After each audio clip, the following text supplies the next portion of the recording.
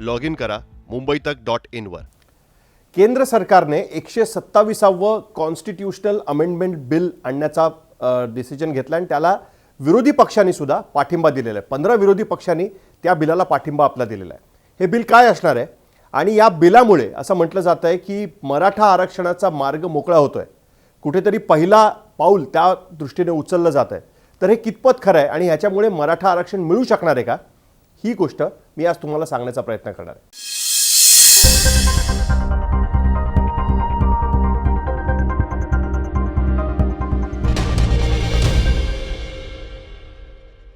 नमस्कार, मी साहिल जोशी, दुसऱ्या बाजूमध्ये तुमचं स्वागत आहे।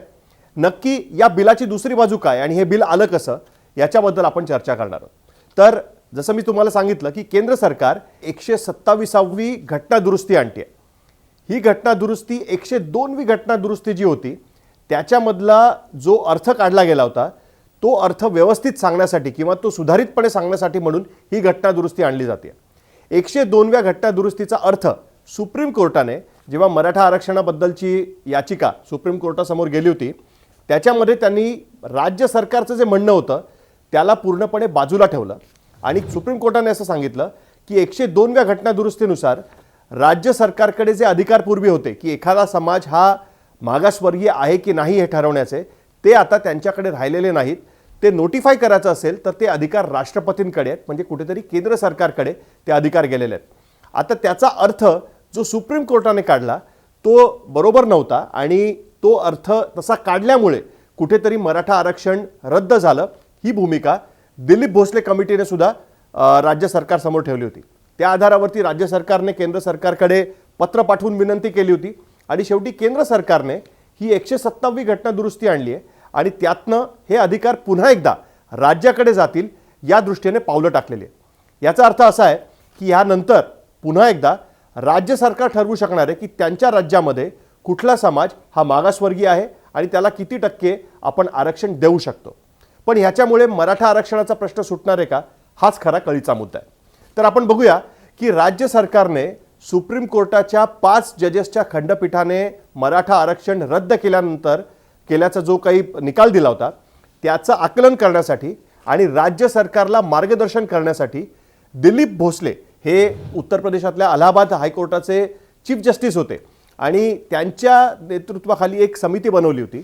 त्या समितीची रेकमेंडेशन जी राज्य सरकारकडे आली ती रेकमेंडेशन जर आपण ऐकली तर आपल्याला लक्षात येईल की आता मराठा आरक्षणाचा मार्ग हा कितपत मोकळा झालाय की झाला नाहीये। तर दिलीप भोसले समितीने काय म्हटलं होतं की सुप्रीम कोर्टाने एकतर 102वी घटना दुरुस्तीनुसार राज्याचा अधिकार नाही, केंद्र सरकारचा अधिकार आहे एखाद्या जमातीला मागासवर्गीय घोषित करण्याचा, हे त्यांनी सांगितलं। त्याच्यामुळे राज्य सरकारने दिलेलं आरक्षण रद्द झालं।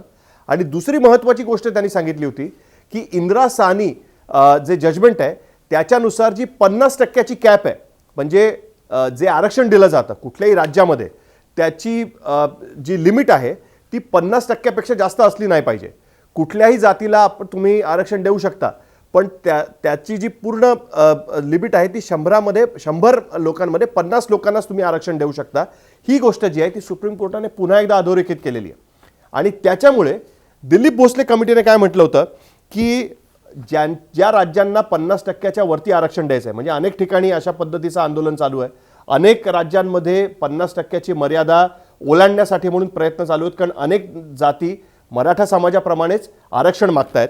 अशा परिस्थितीमध्ये त्यांनी असं म्हटलं होतं, दिलीप भोसले कमिटीने असं म्हटलं होतं की राज्य सरकारने केंद्र सरकारकडे जाऊन कलम 15(4) आणि 16(4) मध्ये घटनात्मक दुरुस्ती करावी, याच्यासाठी त्यांच्याकडे जाऊन प्रयत्न करावेत। म्हणजे काय तर 50%ची अशी कुठलीही मर्यादा ठेवता कामा नये यासाठी प्रयत्न करावेत असं दिलीप भोसले कमिटीने म्हटलं होतं।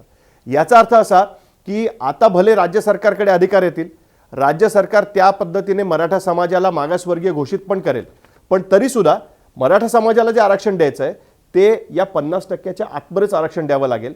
याचा अर्थ असा की इतर ओबीसी समाजाला जे 27% आरक्षण आहे त्याच्यामध्येच मराठा समाजाला सुद्धा आरक्षण म्हणून त्यांना अकोमोडेट करावं लागेल राज्य सरकारला, जे शक्य नाही आहे। कारण मराठा समाजाने सुद्धा ओव्हर अँड अबाव आरक्षण मागितलेलं आहे आणि ओबीसी समाजाचं म्हणणं आहे की आम्हाला जे आरक्षण आहे त्याच्यामध्ये अजून कुठला समुदाय तुम्ही त्याच्यामध्ये घालू नये आणि त्याच्यामुळे राज्य सरकारची ही कोंडी काही सुटणार नाहीये। दुसरा एक महत्त्वाचा मुद्दा जो दिलीप भोसले समितीने सांगितला होता आणि त्यांचं असं म्हणणं होतं की सुप्रीम कोर्टाच्या जजमेंटमध्ये ही गोष्ट आढळून आली आहे की यापूर्वी मराठा समाजाला जे आरक्षण देण्यात आलं ते बॅकवर्ड क्लास कमिशनच्या म्हणजे गायकवाड कमिशनच्या रेकमेंडेशनच्या आधारावर देण्यात आलं. सुप्रीम कोर्टाच्या निर्णयामध्ये गायकवाड कमिशनच्या ज्या रेकमेंडेशन्स होत्या त्याच रद्द केलेल्या आहेत. म्हणजे सुप्रीम कोर्टाला असं आढळून आलंय की जो काही बॅकवर्ड क्लास कमिशनचा अहवाल होता त्याच्यानुसार सुद्धा सुप्रीम कोर्टाला वाटत नाही की मराठा समाज हा कुठल्याही पद्धतीने मागासवर्गीय आहे. त्यांनी त्याच्यामध्ये उल्लेख केला आहे कारण याचिकाकर्त्यांनी ती गोष्ट सुप्रीम कोर्टासमोर ठेवली होती की ज्या समाजातनं एवढ्या मोठ्या प्रमाणात राजकीय नेतृत्व महाराष्ट्राकडे येत आहे, एवढे मुख्यमंत्री झालेत, एवढे मंत्री झालेत, एवढे आमदार झालेत, एवढे खासदार झालेत, तरीसुद्धा त्यांना सोशली आणि इकॉनॉमिकली बॅकवर्ड आपण कसं म्हणायचं. तर हा जो मुद्दा आहे तो सुप्रीम कोर्टाने कुठेतरी उचलून धरला आहे. त्याच्यामुळे गायकवाड कमिशनचा जो काही रिपोर्ट होता ज्याच्या आधारावरती मराठा समाजाला आरक्षण दिलं गेलं तो सुद्धा रद्द करण्यात आला.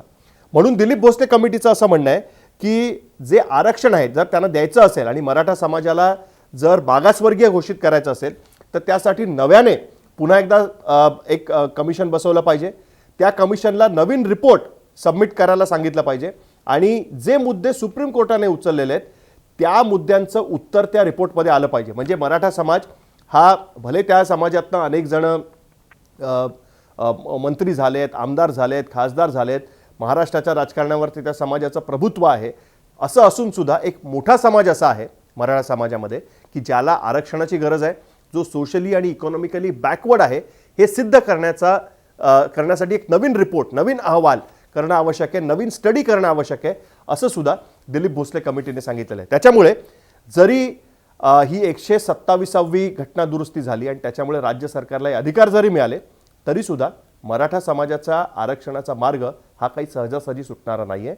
त्यासाठी अजून प्रयत्न करावे लागतील, अजून एक घटना दुरुस्ती करावी लागू शकते असं दिलीप भोसले समितीने म्हटलं होतं. तरी दुसरी बाजू तुमच्यासमोर मांडण्याचा माझा प्रयत्न होता. हा व्हिडिओ तुम्हाला कसा वाटला हे तुम्ही कमेंट बॉक्समध्ये टाकू शकता. यूट्यूबवर तुम्ही मुंबई तकला सबस्क्राईब केलं नसेल तर बेल आयकन दाबून सबस्क्राईब करा, फेसबुकवर फॉलो करा आणि हे विश्लेषण वाचण्यासाठी mumbaitak.in वर सुद्धा लॉग ऑन करू शकता. बघत राहा मुंबई तक. लॉग इन करा mumbaitak.in वर.